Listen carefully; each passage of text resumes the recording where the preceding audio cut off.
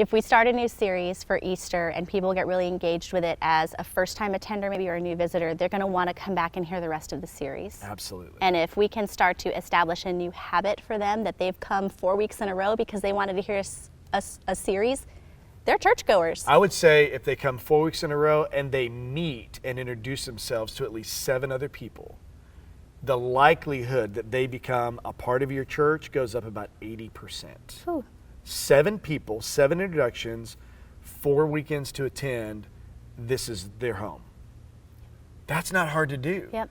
And That's so cool. If you could just leave them wanting a little bit more and they're like, oh, lightning didn't strike that I came to church today and it was actually practical. I can apply this. I might come back next week. I'm telling you, if we can create an environment where they're meeting other people and they can apply what they've learned, they will come back and they will grow. Yeah. How do you try to create that environment where they can meet other people? Is it, I know we have a volunteer role here where people can kind of just drift in the lobby and their job is to just smile and shake hands and get names and be friendly because we want people to feel welcome. Absolutely. What else can you do with your staff or your team? So I have this theory that I'm working. You trying an experiment this year? It's just a theory. So like we have at our church what we call a host team. And I'm all about it. I'm a believer.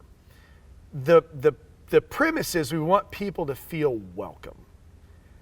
I think the more effective use of those people is to introduce a person to another person.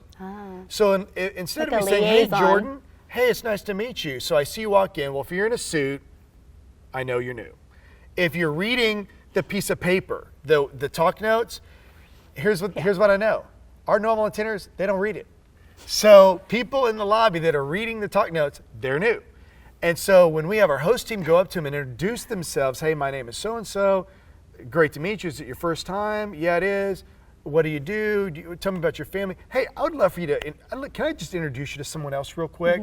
And you take them and introduce someone else. I think inviting or introducing rather is the most effective use of people in the lobby, much more so than even making people feel welcome.